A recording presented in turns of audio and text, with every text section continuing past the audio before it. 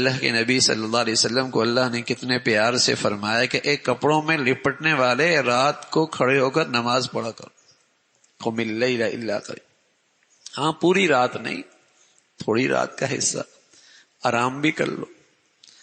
آرام بھی کر لو، رات کا کچھ حصہ آرام بھی کر لو، بلکہ کچھ زیادہ ہی کر لو یا کچھ تھوڑا کر لو، وہ تمہیں اختیار ہے۔ اور اس وقت قرآن کی تلاوت کیا کرو اور ہر لفظ آرام آرام سے پڑھا کرو، صاف صاف پڑھا کرو۔ وَرَتِّلِ الْقُرْآنَ تَرْتِيلًا۔ اور یہ قرآن ہم نے آپ پہ نازل کیا ہے، اور پھر یہ رات کا وقت ایسا ہے جہاں دل اور زبان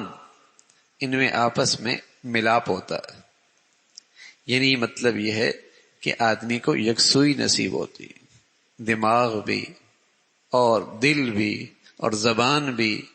ایک طرف متوجہ ہوتی۔ دن میں تو آدمی بس اوقات نماز میں کھڑا ہوتا ہے، کسی اور دنیا میں ہوتا ہے،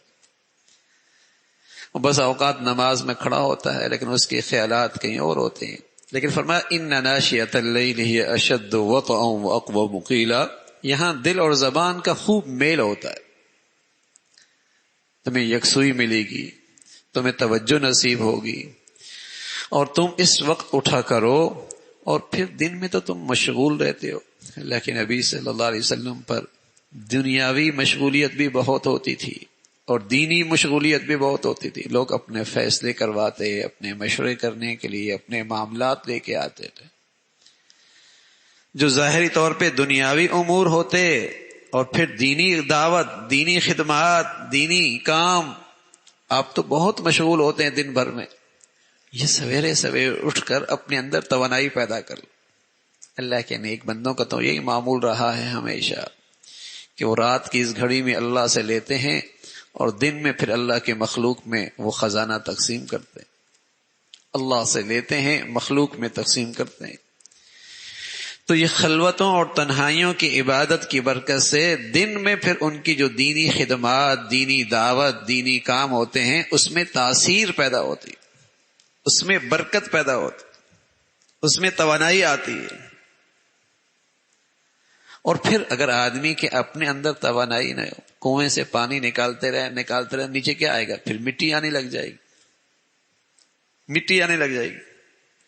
تو اسی طرح جب تک خود اپنی روحانیت کی غذا نہ ہو اور صرف بولتا ہی رہے، بولتا ہی رہے، بولتا ہی رہے، بولتا ہی رہے، تو صرف الفاظ رہ جاتے ہیں، اس کی تاثیر ختم ہو جاتی ہے۔ تو اللہ کے نبی صلی اللہ علیہ وسلم اس امت کے سب سے بڑے داعی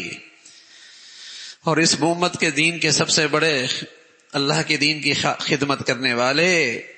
تو آپ کی یہ خلوتیں، تنہائیاں اللہ سے مانگنے میں گزرتی تھیں، انفرادی عبادت، انفرادی معمولات میں گزرتی تھی، انفرادی عبادت جتنی بڑھیا ہوگی اتنے اجتماعی کام میں برکت ہوگی۔ مولانا الیاس رحمۃ اللہ علیہ فرمایا کرتے تھے، تم اپنی ذات پہ 5 من محنت کرو اور مخلوق پر 1 چٹانک محنت کرو، یعنی اس درجے کی اپنی ذات کا خیال رکھو، تب تمہیں اس 1 چٹانک کا فائدہ 5 من سے بھی زیادہ ہوگا۔ ورنہ تم مخلوق پہ 5 من کرو گے، اپنے اوپر 1 چٹانک کرو گے، تو مخلوق پر جو تمہاری محنت ہے اس کا اثر 1 چٹانک بھی نہیں ہوگا۔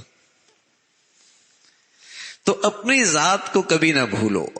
جو انفرادی عبادت ہے، تنہائیوں کی عبادت ہے، انفرادی معمولات ہیں، اور یہ مشکل کام، اجتماعیت میں تو بڑا مزہ آتا ہے نا، ہاں بہت مزہ آتا ہے، مزہ پتلا لگتا ہے اللہ سے تعلق کا، کہ خلوت میں مصلی بچھا کے اللہ سے خلوت میں بات کرنے کا کتنا جی چاہتا ہے۔ جس سے تعلق ہوتا ہے نا تو آدمی اس کے لیے خلوتوں کا انتظار کرتا ہے، جس سے محبت ہوتی ہے نا تنہائیوں میں آدمی اس کے لیے انتظار کرتا ہے۔ تو جب واقعی دل میں اللہ کی طرف تعلق ہو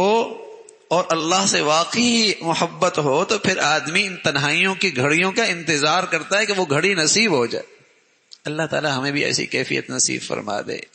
کہ تنہائیوں میں اللہ سے جی لگے، عبادت میں تنہائیوں میں اللہ کو یاد کرنے کا جی لگنے لگ جائے، تنہائیوں میں اللہ کے سامنے قیام، رکوع، سجدوں کی توفیق مل جائے،